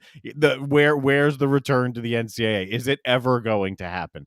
I think that'll be a very, very tough hill for him to climb. I don't know how it'll, from my perspective, it will completely depend on how the rest of this year plays out before I even come close to making a decision on that. But I can tell you, if we're in the position of narrowly missing out on the NCAA tournament, the conversation swirls again the exact same way it swirled last year. Yeah, and it's hard to hinge the future of your program on one young man, which, by the way, when you sign a kid, he's not there for 3 years or 4 years anymore. I mean, if G.G. Jackson is that good, you're talking about maybe a one-and-done type player. Yep. Is that worth it? I don't know. But there's still a lot of basketball to be played, and it's Vanderbilt up next for the Gamecocks. I did see I do want to get this in here. I did see an interesting question. Adam, wasn't there a really bad SEC team a few years ago that made it to championship Sunday against Kentucky, but they had a losing SEC record in the regular season? Am I remembering that properly? I think there was. I want to say that was Vanderbilt or Ole Miss. Oh, Ole Miss rings more of a bell. The answer to the question is yes. That happened. Yeah. Who? I want to go look back and look. I'll look at it. Yeah. We've got Gene Sapakoff coming up next, so maybe he'll know. But we'll look that up. We will dabble in some hoops and football and more with the Post and Courier 7-time Sports Writer of the Year when we return. 8. He just won again. 8. Did I? What? When? Just this weekend? The awards were announced last week. I think. Did I miss that? I think the award was announced. I tweeted it out from the show. I think the award was announced the day. I think it was last Tuesday, right? We didn't have him Monday. We had him Tuesday, and I think it was Tuesday afternoon that the list came out for local sports writers of the year and sports casters of the year. I forget her name. There is a female in the state who's the first ever female to win it in the state of South Carolina, which means I should know her name. And Gene Sapakoff won it on the literary side. So 8-time. I didn't even know about Gene. Where the hell have I been for the last 6 days? Wow. Well, we can't wait to congratulate him. A big pat on the back to Gene Sapakoff when we return. Hopefully, you won't ever need legal help for a catastrophic injury or health issues from a medical drug or device. But if you or a loved one suffers injury or loss, Motley Rice LLC is a nationally recognized law firm that is right here in Mount Pleasant at 28 Ridgeside Boulevard. Thank you, Motley Rice, for sponsoring the JB and Goldwater Show and the Big Gamecock Preview Show. Visit motleyrice.com for more. motleyrice.com.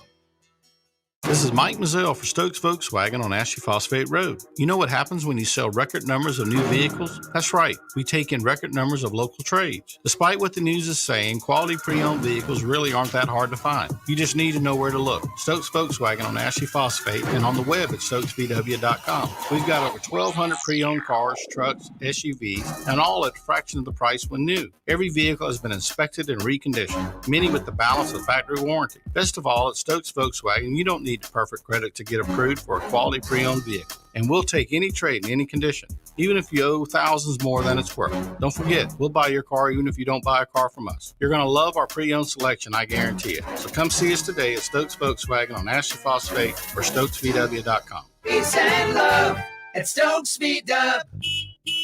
Negative trade equity finance to new loan, subject to lender approval. Wando Power Equipment, the trusted home of Hustler zero-turn residential and commercial mowers. There is nobody more trusted in South Carolina than our friends from Wando Power Equipment. They've been providing elite commercial and residential service for over 30 years. Landscape Services have turned to their selection of Hustler zero-turn mowers like the Raptor. Bigger, stronger, faster, and the most durable Raptor Hustler has ever designed. Located on Daniel Island and online at wandopower.com. Wando Power Equipment, owned by the Price family, the home of Hustler zero-turn mowers, rentals, service, and specializing in family and friendship. Family vacations, a new car, a new boat, all cost money, but you don't necessarily have to make more to afford any of that if you can save cash that's flying out the window now. iHelp Consulting can help you finally get the kids to Disney World, upgrade the minivan, or drop that new boat in the water next summer. Let Daniel and iHelp Consulting consult with you. No fees, just savings. You pay them a percentage of those savings. Save on essential services, credit card fees, you name it. Let them find it. These folks are incredible. iHelpConsulting.com. How can I help you? You hear me talk about Dog and Duck all the time, and there's no other place I'm going to watch my college and NFL than the Dog and Duck. They have 3 locations, Bell Hall, Park West, and Clements Ferry Road. They have specials all football season long, like $12 pitchers of their own D2 brew, $5 pints of Sierra Nevada, weekly pick'em sheets with prizes, and the best wings in town, bar none. For all your football, college, and NFL, the Dog and Duck, Clements Ferry Road, Bell Hall, and Park West.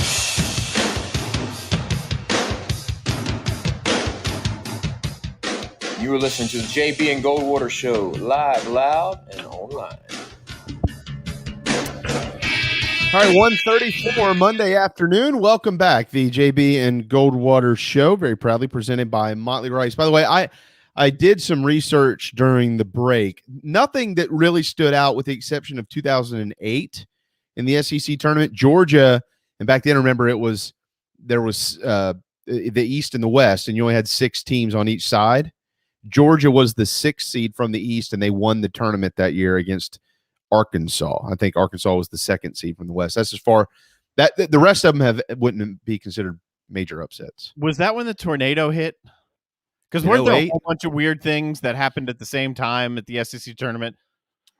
I think that was after that. All right. I don't know. Gene might remember. He is an 8-time state sportscaster of the year, or sports reporter of the year. Yeah. Gene, we haven't. I didn't even realize you had won the award again. Darren had to educate me on that. Congratulations, man. Yeah, that just means I'm really old. So yeah, here's the thing. I've watched the Bills and the Chiefs now, 17 times in a row, the last 3 minutes of it. And there's two reasons for that. Number one, I think it's the greatest NFL game I've ever seen. And number two, that keeps me from looking at what the hell's going on with my 401k today. You better keep winning, because before you know it, Grace Rayner's going to pass you. Oh, there's no doubt about it. In fact, if there wasn't a rule that you couldn't win, you can't win 2 times in a row. That's an actual rule. And if not for that rule, I think she'd have won several times in a row. Well, congrats, man. Tell her I said that. Okay. We need to get Grace on. We haven't had her on in a while. Yeah. Well, congratulations. How do you do it? How do you age like fine wine in your writing skills? I think basically it's to eat a lot of good food on the road. That's the key. That's the main thing. But yeah, just try to be resourceful and eat good stuff when you have the opportunity. Gene is just like today's college football player. He has a nutritionist. He has a trainer. He's got a bus that he travels in. It's fantastic. Well, congratulations, man. It's awesome. Thanks a lot. I appreciate it. You have you like Napier. You've got a game changer coordinator. It's quite the staff you have. The Sapakoff household. Yeah. Oh gosh, Gene. All right. I do want to start with the NFL. I mean, like you said, you're not old, but you have been around a while. You've been doing this.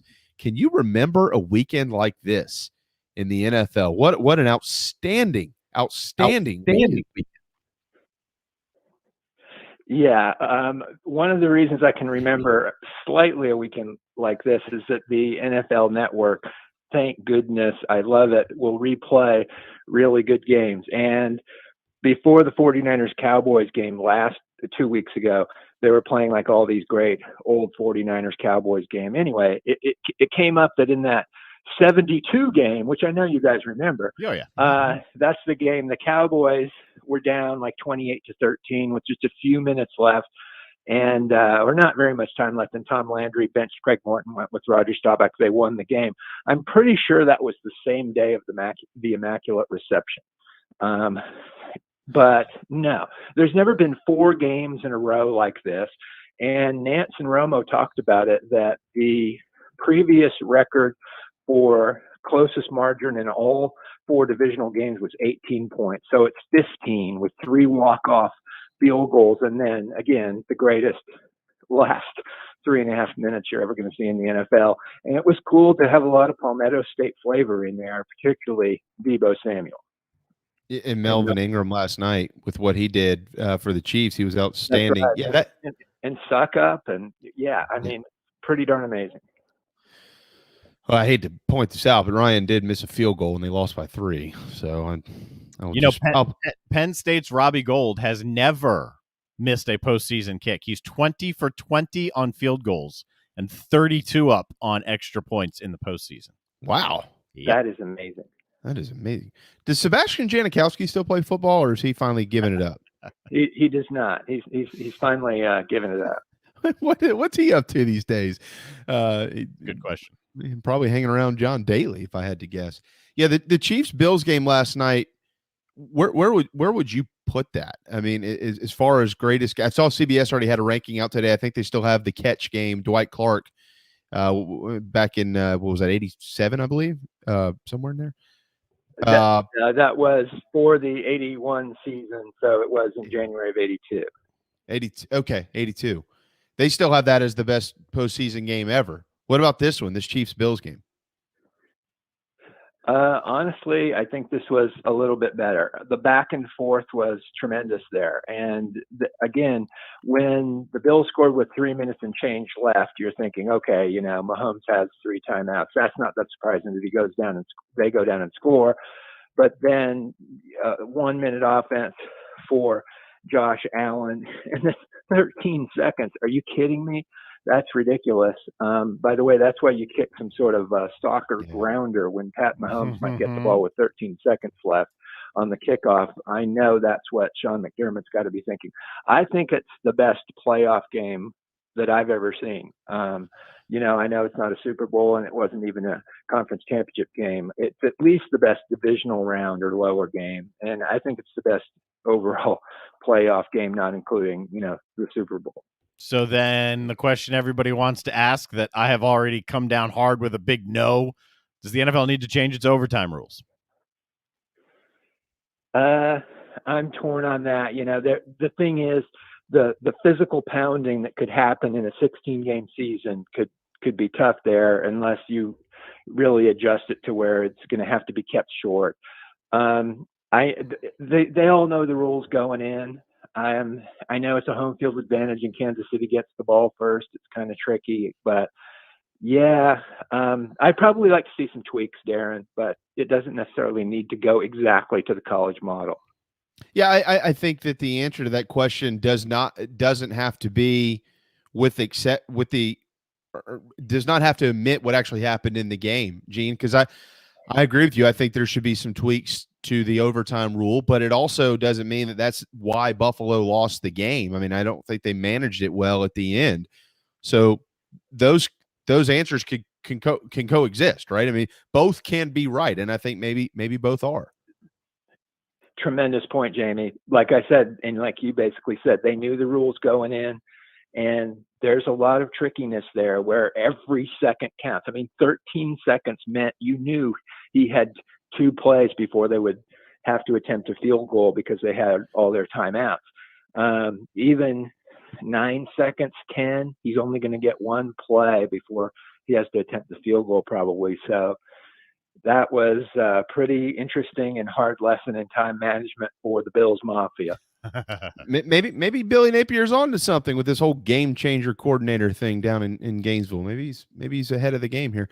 Have we think about the quarterbacks that are left? And I know that Stafford's in there, and I'm going to talk more about him in just a second, but Burrow, obviously Mahomes and what he's done for the last few years. Now Josh Allen. There is no Aaron Rodgers in the NFC Championship game. There is no Tom Brady. Have we turned the page?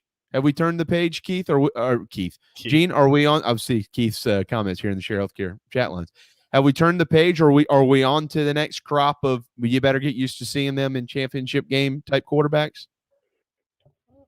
I mean, I think Josh Allen and Pat Mahomes, not necessarily in that order. I'll go Mahomes ahead of Allen slightly, but are the 2 best quarterbacks now. I'm not saying that Brady and Rodgers are done, and I think Rodgers for sure I think he's going to win another Super Bowl, not with the Packers, with somebody else, the Broncos, the Raiders, somebody. But yeah, here's another thing about that game, and this alludes to what you're saying so astutely there, Jamie. When Josh Allen and Patrick Mahomes are first ballot Hall of Famers, I think you're going to look about this game, and it's going to be even more enhanced, as in the greatest shootout among great quarterbacks in NFL history. I just tweeted this out to add to that point. First time since 2009 that we will not see either Brady or Aaron Rodgers in championship weekend for the NFL. Wow, that's amazing. I did not realize that, but wow, that is quite a tribute to those guys.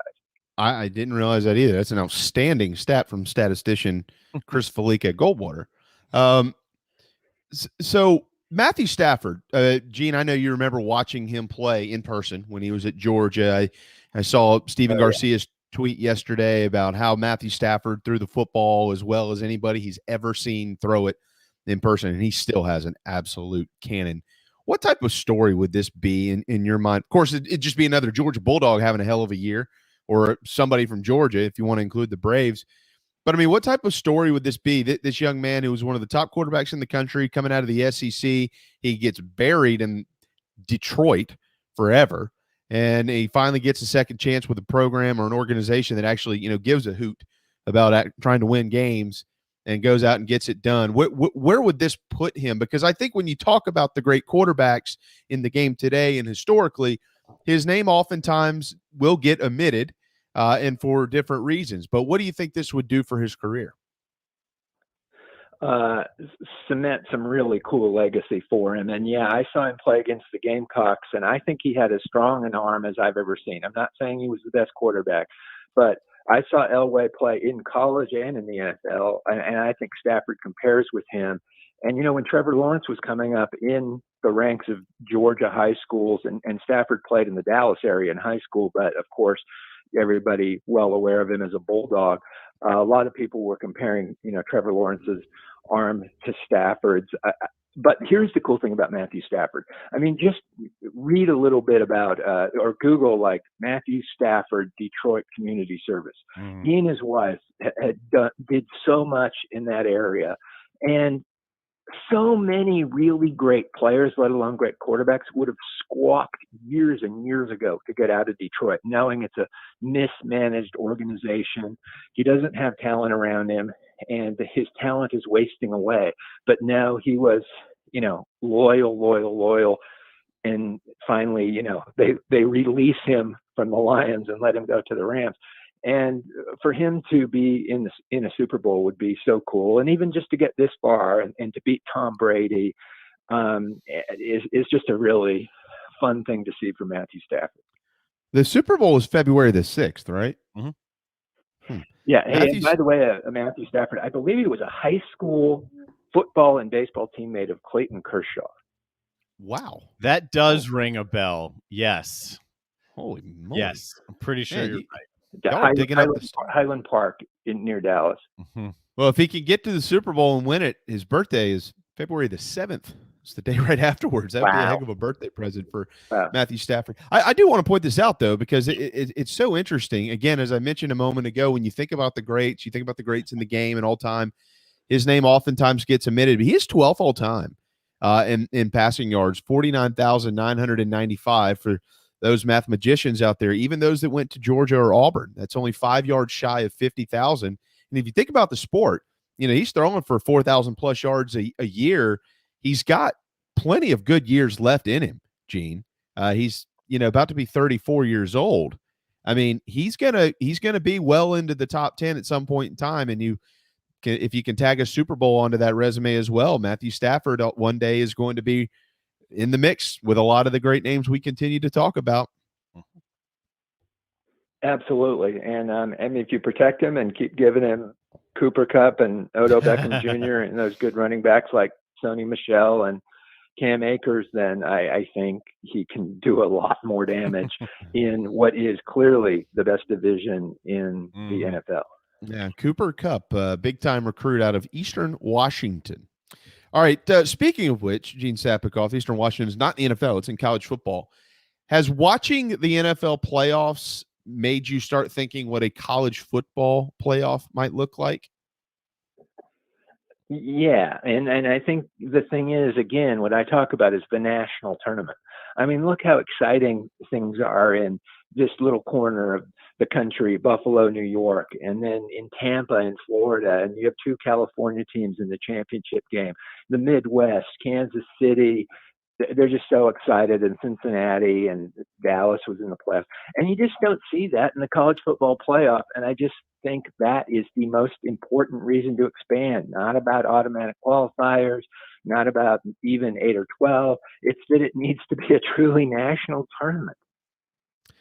You were referencing what we're seeing in the ballpark. So what you're saying, if there are, 8 games being played in home campuses one day, being able to see something similar to what we've been watching the last couple of weeks in the NFL.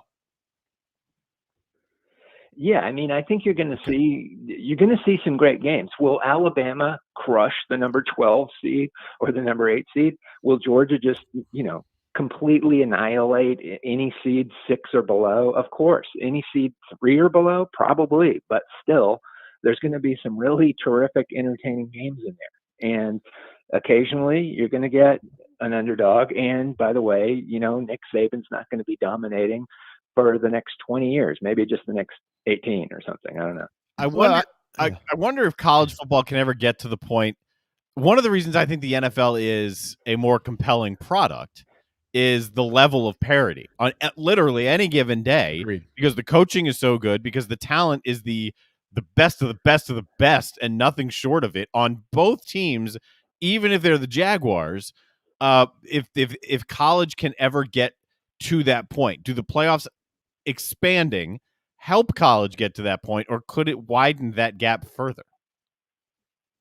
It could definitely still keep the gap widened or widened it further if you're talking about between the group of five and between the Power Five. I think for sure, Darren. But the reason the NFL to me is so compelling, centralized management, centralized scheduling, whereas you have this ridiculous parochial battles that go on in college football. And right now, no one trusts the SEC. No one trusts Greg Sankey. It's, it's kind of a quiet everybody against the SEC thing. And why not? They basically just poached Oklahoma and Texas. So why would you trust them? But Greg Sankey represents his clients as well as any manager or commissioner in sports, and has done just a heck of a job of making money for the people he represents.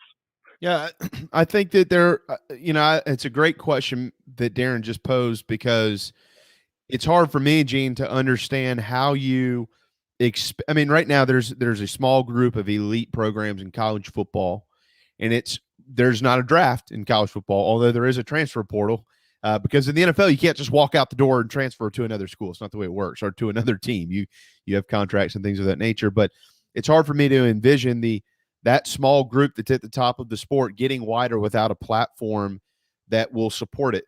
And that platform, the way that I see it, at least, would be an expanded playoff where other teams have capability of building tradition and some type of continuity of making the playoff every year, things of that nature.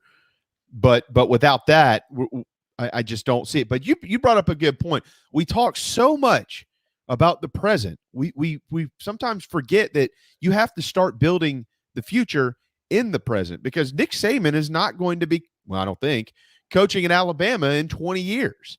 I mean, Dabo Swinney might not be at Clemson in 10 years. Like, the sport will change, but are we going to build a larger platform to accompany that change or not, I think is the question. I would say that the SEC is not real interested in that at this point. Maybe not the Big Ten. The other conferences probably are interested in looking into that or trying to go for that. Yeah. But I mean, I think the Power Five commissioners are going to end up running this, and the bottom line is there will be an expanded playoff, probably to 8, maybe to 12. If it's to 12, it's going to include automatic qualifiers, but it's still going to be loaded with at-large teams, and therefore the rich will continue to get richer while throwing some occasional early round games to the Cincinnatis of the world. Do you think there's like a drop dead date that nobody's talked about, where all these Power Five commissioners are like, all right, if we can't figure it out by this date, screw it. We're going to let everybody know we're taking our ball and we're going home. We're going to do something different, but nobody's said that yet. Would you believe something like that? Well, I mean, Bill Hancock has almost said as much, but I don't think no, I wouldn't believe them if that's the answer. I think they still want to kind of play ball, and they'll see. But the key is when this contract, expires, and when it does, then there could be something completely different, run by different people. But let's not kid ourselves. The Power Five conferences in Notre Dame run this playoff, along, of course, with the four-letter network, which runs everything. But they all have similar interests, and that is to have a lot of people watch the best games. Yeah, I was about to say, wouldn't ESPN want to move this thing along? They're still under contract. They're the only right, Darren. They're the only rights holder that would have a chance at negotiating for an expanded playoff at this point. But if it runs out, it's going to be fair game, right? I read that if they do expand, there may be a way to get back to the drawing table, even if it's before 26, to add media partners. I'm not sure how that would work, or if that's actually possible. But at the moment, yeah, I mean, they have exclusive negotiating, and that's why that was one of the reasons Whenever this first floated that it was possible, it was, ESPN's all aboard because they don't want this thing to go to the table. So sign them up, expand, and give it to them, and they're in. Yeah, it's amazing. Gene, you're an 8-time sports writer of the year. Dig into that for us and report back next Tuesday if you don't mind. I'll have an exclusive report for Goldwater and Bradford and Goldwater. Whatever, it doesn't matter. Before we let you run, do want to ask you about some hoops stuff. Both Clemson and Carolina get some wins this weekend. Much needed, Gene. They are, everybody in the state right now is on the outside looking in as far as getting into the big dance. What win or which team was helped more by a victory? Was it Clemson or was it South Carolina? Technically, probably Clemson because they've done a little bit better overall. But I'll tell you what, it wasn't so much the win because I don't think Georgia's very good, but 24-0 run. If the Gamecocks end up making the NCAA tournament, squeezing in that Keyshawn Bryant dunk, tomahawk dunk, which is one of the best I've seen, maybe the best this year, I think is going to be the signature moment. It's amazing what can happen when Frank Martin's veteran players finally start playing. Couisnard and Bryant. Couisnard played pretty good. Bryant played really, really good. And where has that been? But if that sticks around, I think they're going to be formidable. I'm not trying to be Pollyannish here, but that was a different looking team. That's the kind of team I think a lot of Gamecock fans expected for those guys to be the leaders in both production and leadership. And if that could continue, great. If not, it's going to be a tough row to hoe here into the SEC tournament. It doesn't it feel like it's like a game-to-game tryout almost? I mean, I hate to say it that way because of what Frank Martin's been around a long time. He's been to a Final Four. I mean, and I don't mean for this to come off shrewd in any way, shape, or form, Gene, but it almost seems like his future as the coach of the Gamecocks is literally being judged half by half, game by game, if you will. Well, I think you're right. And with every week, people will come up with a new good candidate for who could succeed Frank Martin. Nico Medved. Boy, does he look good. Bob Ritchie. What about him? And so on and so on. So I don't know. Yeah, I think you're right about that, though. And I think Frank is fairly well aware of that. Oh, yeah. I think he's absolutely aware of that. Yeah. What's on the agenda this week in the Post and Courier, Gene? Really what I could point to is some really good Clemson and South Carolina basketball coverage with a little bit of football sprinkled in there from David Cloninger and John Blau. They're kind of really doing good. And Jeff Hartzell, I mean, he's just been so good on the Citadel and the College of Charleston, and he's a great follow for so many things in the Low Country. And yeah, that's pretty much what I'd like to point to at postandcourier.com. Yeah, he's Hartzell comes up with some interesting stuff that he gets out there on Twitter, man. He's always digging for something. Great point there. Download the Post and Courier. When he goes digging, Hartzell finds it. Oh, that's right. A good thing. If that's what you want, if you're reporting. That's right. Hey, Gene, it is terrific. It is National Compliment Day. So our compliment to you is you don't need an award to be told that you're the best sports writer in South Carolina. You are. Congratulations. Well, thanks. And my compliment to you is that was just so sweet of you guys, and you're just doing a hell of a job. Not necessarily in that order, but yeah. That's right. Hey, man, the college baseball boys are getting back on the field, so we'll start to sprinkle some of that in the future. Really excited to get baseball back into the great state of South Carolina. Yeah, because I've looked at the schedules just yesterday, and there are some dang intriguing non-conference games early on all these schedules, everybody's schedule. So that's going to be fun. Absolutely. Just saw Charleston Southern release their schedule today. They go to Ole Miss to open the season. So going to be pretty cool. Thanks, Gene. Have a wonderful week. Hey, thanks, guys. Later. There you go, Gene Sapakoff with the Post and Courier. It's also National Peanut Butter Day. All right. Who doesn't love peanut butter? I've really gotten into the trail mix again. which isn't peanut butter, but there are lots of peanuts in it. Yeah. That's how peanut butter's made. Yes. It's a very basic concept. Yeah. We've been eating this Chex Mix cereal. The girls have peanut butter flavored. Yeah. Chex Mix. Yeah. Thanks to Wes Mitchell and Gene Sapakoff and Darren Goldwater and all of you. We hope you had probably a pretty cold weekend, and we hope you all enjoyed your snow. We'll be back tomorrow at noon. Looking forward to that. Mike Morgan, Keith Alsep on deck. Can't wait. Until then, have a marvelous Monday. Head to the Dog and Duck. They'll keep you warm with the drinks and the little kitty platter and all that stuff. It's fantastic. See you tomorrow on the JB and Goldwater Show.